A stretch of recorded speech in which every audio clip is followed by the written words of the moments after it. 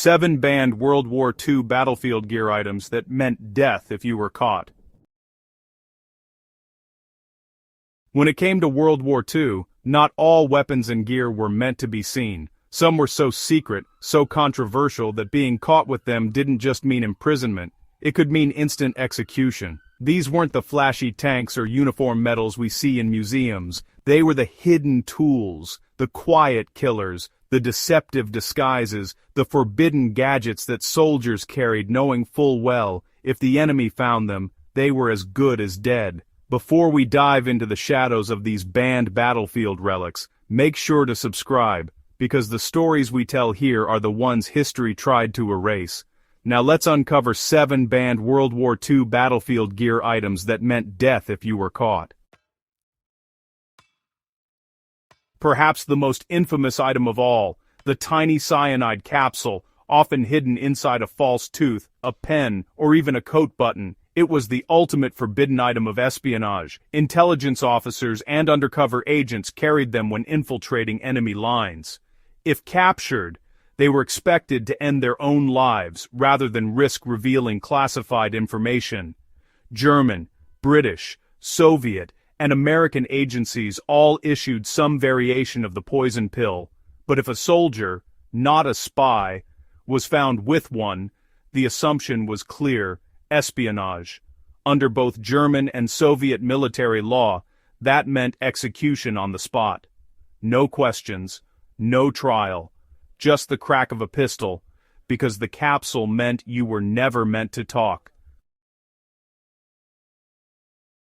Throughout the war, soldiers and partisans alike relied on concealed firearms, pens, pipes, even wrenches that doubled as pistols. The British SOE, or Special Operations Executive, perfected this craft, creating the infamous sleeve gun and well-rod silencer. These were weapons for assassination, not open warfare. They made no noise, left little evidence, and could fit inside a jacket pocket. But carrying one as a regular soldier was suicide. If caught, German forces considered it an act of terrorism, not combat. Captured partisans or commandos carrying such disguised arms were denied prisoner of war status and executed immediately under Hitler's 1942 commando order. These hidden guns were effective, but they carried a death sentence for anyone caught with them. Forging documents was, honestly, one of the riskiest acts in the war. Allied soldiers trapped behind enemy lines often carried fake German IDs, sometimes crafted by intelligence officers, and other times, well, just crudely copied from stolen templates. To get through a checkpoint alive, these fake papers had to be perfect, right down to the signature ink and the texture of the paper. But if discovered, the punishment wasn't arrest, it was execution by firing squad. Under Nazi wartime law, carrying forged identity papers was classified as sabotage and treason, crimes that were punishable by death. Many Allied pilots who crashed behind enemy lines were warned, if you're caught with fake papers, don't expect mercy. The battlefield wasn't just about bullets, it was about information. And, hidden cameras were a powerful weapon of intelligence gathering. Miniature devices like the Macroma, F-21, and the British Compass camera could be tucked inside cigarette cases, buttons, or even belt buckles. They were used to document enemy positions or to copy secret maps. But unlike ordinary war photographers, those who carried these devices weren't recognized as journalists or soldiers. They were spies. And spies didn't get POW camps. Captured with a concealed camera, you were classified as an unlawful combatant, and the Geneva Conventions didn't apply. It's kind of chilling to think that something as small as a lens could mark the difference between survival and execution.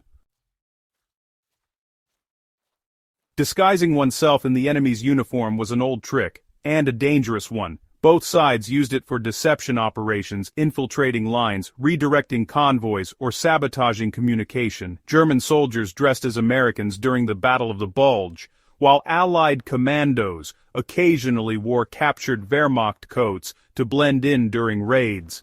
But if caught in disguise, death was certain. The 1907 Hague Convention made it a war crime to fight in an enemy's uniform. It was deception considered beyond acceptable combat. Many of the German Skorzeny commandos captured in U.S. uniforms during the Bulge were executed immediately or tried for war crimes later. They played the most dangerous game of all, fighting as ghosts. Not all band gear was made of steel, some was made of paper. In the psychological warfare of World War II, propaganda leaflets, especially those meant to demoralize the enemy, were powerful tools. Soldiers dropped them from planes or smuggled them across front lines, urging enemies to surrender or turn against their leaders. But possession of such material, even a single leaflet, was punishable by death in both Nazi Germany and Imperial Japan. If a soldier was caught carrying Allied leaflets, it was considered subversion or treason. Many civilians and captured soldiers were executed simply for carrying the wrong pamphlet. Words, it turned out, could be deadlier than bullets. The final and perhaps most terrifying band gear were untraceable battlefield devices, handmade explosives disguised as ordinary tools or supplies. Partisans and sabotage units often used these in occupied territories, exploding coal lumps, booby-trap bottles and briefcases that detonated when opened. They were ingenious, deadly, and strictly illegal under the rules of war. Captured saboteurs with such devices weren't treated as soldiers, they were enemy agents, and executed immediately. The British SOE, Soviet NKVD, and German Abwehr all produced variations of these disguised explosives, but none of their users expected to survive long. These weren't weapons of open combat, they were weapons of shadows. In World War II, every item a soldier carried told a story of survival, ingenuity, or defiance, but some stories had to remain untold. These forbidden items, the poison capsule, the hidden gun, the fake ID, weren't just gear, they were secrets, tools of a war that was fought as much in the shadows as on the battlefield. To be caught with them was to be marked, not as a soldier, but as a spy. And in that world, spies didn't get second chances. The men and women who carried these items knew the risk. They carried them anyway, because sometimes the most dangerous tools are the ones that never make it home.